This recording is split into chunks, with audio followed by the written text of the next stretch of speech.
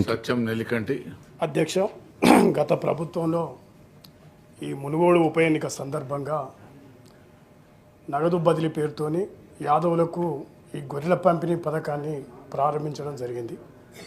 సరే, ముఖ్యంగా లబ్ధిదారుడు 43,000 రూపాయలు, 1,20,000 రూపాయలు ప్రభుత్వం, 1,50,000 రూపాయలతోని ఈ ప్రభుత్వం గత ప్రభుత్వంలో మరి యాదవ కుర్మ సోదరులకు గొర్రెల పంపిణీ పథకాన్ని ప్రారంభం జరిగింది.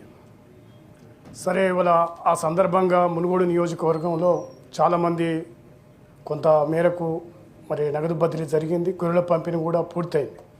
కానీ ఇంకా చాలామంది పాపం మరి డీడీలు కట్టి వాళ్ళందరికీ కూడా మరి లబ్ధిదారులు రానటువంటి వాళ్ళు చాలామంది ఉన్నారు. మరి వాళ్ళ అకౌంట్లలో డబ్బులు పడ్డాయి ప్రభుత్వం వైపుకి వెళ్ళి. కానీ ప్రభుత్వం మారిన తర్వాత ఆ అకౌంట్లన్నీ కూడా ఫ్రీజ్ చేయడం జరిగింది. దీంతో ఇవాళ మరి గతంలో కట్టినటువంటి డబ్బులకు 43,000 పోను వాళ్ళంతా కూడా ఆ అకౌంట్లలో డబ్బులు పడడం మూలంగా మొత్తం కూడా ఫ్రీజ్ చేయడం మూలంగా ఆ అకౌంట్లు వాడుకుంటేందుకు కూడా అవకాశం వస్తలేదు. ముఖ్యంగా రైతులు కనుక ఈ పంట పథకం అంటే పత్తి కానీ వరి ధాన్యం డబ్బులు కూడా ఆ బ్యాంకులలో జమ అవుతూ ఉన్నాయి. దాన్ని కూడా లావాదేవీల సందర్భంగా ఎక్కడ కూడా బ్యాంకులు దాన్ని మొత్తం కూడా ఫ్రీజ్ చేయడం జరిగింది.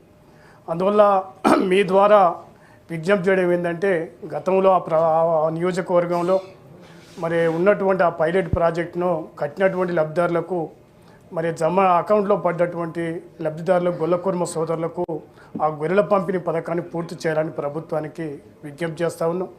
అదేవిధంగా మరి యాదవ కుర్మ సోదరులకు కూడా ఈ చేనేత కార్మికులు గీత కార్మికుల మాదిరిగానే 50 సంవత్సరాలు నిండినటువంటి వాళ్ళకు వృద్ధాప్య పెన్షన్లు, అదేవిధంగా గొర్రె కాపర్లకు మరి చనిపోతే మరి 10 లక్షల ఎక్స్గ్రేషియా, మరి వాళ్ళ గొర్రెలకు కూడా ఎక్స్గ్రేషియా కానీ అనేక పథకాలు చేయాలని ప్రభుత్వానికి విజ్ఞప్తి చేస్తూ, ముఖ్యంగా మునుగోడు నియోజకవర్గంలో దీనికి సంబంధించినటువంటి అంశం, ఎందుకంటే చాలామంది ఈ 2 సంవత్సరాలుగా ఇబ్బంది పడతా ఉన్నారు, అకౌంట్లన్నీ కూడా ఫ్రీజ్ అయినాయి కనుక మరి దాన్ని పూర్తి చేయాలని ప్రభుత్వానికి మీ ద్వారా విజ్ఞప్తి చేస్తాం.